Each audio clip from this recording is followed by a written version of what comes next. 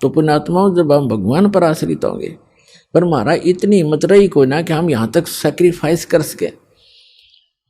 पर परमात्मा ने दूसरा तरीका अपना दिया कि तुम अपना लगे रहो, एक दिन अवश्य होगा। अब जैसे विश्वास करने के दो तरीके होते हैं, एक तो यूं मान ले कि जो सामने वाला कह रहा है यह बात सच्ची होगी,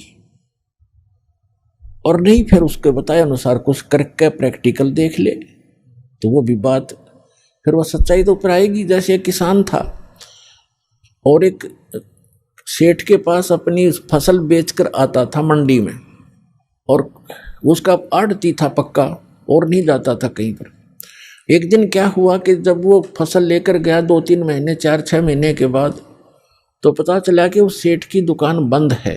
पूछने से कारण का पता चला कि उसका दिवाला निकल गया, वो अब आड़ती नहीं रहा। तो उसका मित्र भी हो गया था वो बहुत अच्छा।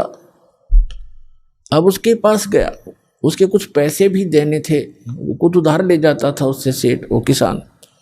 उसके घर गया सेठ के, उससे पूछा सेठ जी क्या बनेगी कि भाई बहुत बुरा हाल हो गया, मेरा तो घाटा लग गया एक बिजनेस में बहुत गना, और मेरा दिवाला निकल गया, रोजी रोटी को भी दूभर हो गए, कुछ रास्ता बता मेरे को मित्र। अब किसान को तो अपने ही प्रोसेस का पता था, प्रोसीजर का। कहने लगा भी मैं तो अपना खेती बाड़ी के बारे में बता सकता हूँ और तेरी मदद कर दूंगा जितना मेरे से हो सकेगी। आप वहाँ खेती कर लो, हमारे गाँव में चलो, आपको कुछ ठेके पर कुछ मैं अपनी ज़मीन बहुत है वैसे दे दूंगा, और आप उसमें बोलो, बीज भी उधारा दिवा दूंगा, उसको ज़मीन को बहाने वाले व्यक्तियों को भी रोक दूंगा, 2-4 महीने तेरे को पैसे नहीं लेंगे, और अपना कर लो आप फसल। उसने सोचा चल भाई ठीक है, जब ये इतना साथ दे रहा तो वो चला गया किसान के साथ। अब किसान ने बताया कि ये 10 एकड़ ज़मीन है, इसको पहले हल से बहा दे, इसका घास खत्म हो जाएगा। घास खड़ा था उसमें, तो उसने किसी किराए के हाली को लिया, उससे बहा दिया। अब कुछ दिनों के बाद उसमें फिर घास हो गया, तो किसान ने कहा कि इसको एक बार फिर बहा दे। उसको कई बार बहाना पड़ता है, अक्सर तरह कुछ ऐसे हैं। उसके बाद समय आने पर फिर उसमें वर्षा होगी, वर्षा होने से पर कहा कि अब इसमें बीज बो दे, गेहूं बो दे। उसने गेहूं बीज दिया या बाजरा बीज दिया। अब वो तो लाला जी था, रोजाना के 200 से 400 रुपये लेता था, गले में उठाता था। हर वहाँ चवन्नी नहीं आ रही, रोज खर्च ही खर्च हो रहा है, और डेली लिख रहा है। बाई वाली ने लिए 5 रुपये, दूसरी बार लिए 5 रुपये, तीसरी बार लिए 5, 15 रुपये तो खर्च हो लिए उसके, और अन इनकम अभी कोई आशा नहीं। जब उसने गेहूं बीजे, गेहूं का भी हिसाब ला लिया, बीज 50 रुपये का बीज गेहूं का, वो भी लिख लिया। उधार थे, देने तो थे ही उसने सोचा बड़ी बात बिगड़ी भाई, आता कुछ नहीं, जा ही रहा है। फिर देखा वो गेहूं बोने के बाद क्या देखा, खेत में सारे में घास उग गया। उसको पता था नहीं प्रोसेस का, वो सारे में गेहूं उग गए थे, सारा हरा भरा हो रहा, और वो माथे बात लाए बैठे। उसने ये सोचा था इसमें फिर घास जाम गया, मित्र कहेगा इसने फिर बवा दे।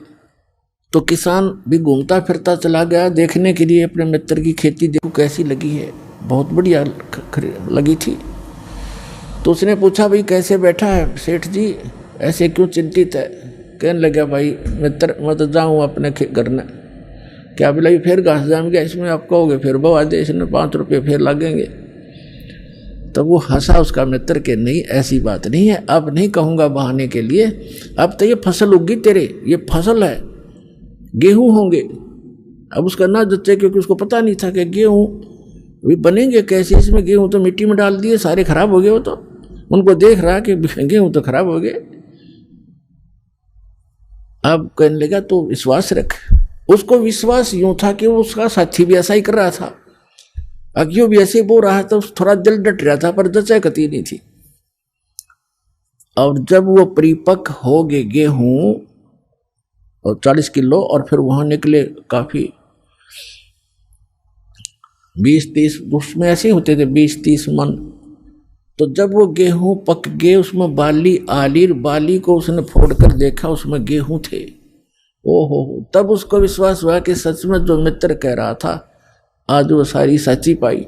तो अपने आत्माओं, ऐसे ही ये जो ज्ञान है आप प्रथम बार सुन रहे हो, और इस भगवान के विषय में भी आप प्रथम बार सुन रहे हो बहुत से, क्योंकि प्रथम समझो जिसने अब ज्ञान लिया, यहाँ से उपदेश लिया, वो प्रथम ही समझा जाता है। तो दास जो आपको बता रहा है, दास ने भी वही काम किया है जो आपको समझा रहा हूँ, बता रहा हूँ, और फिर आपके साथियों को भी ये लाभ हुए हैं। तो आप इनको देखकर और इस ज्ञान को आधार बनाकर ये करते रहना, एक दिन विश्वास आप पे हो जाएगा।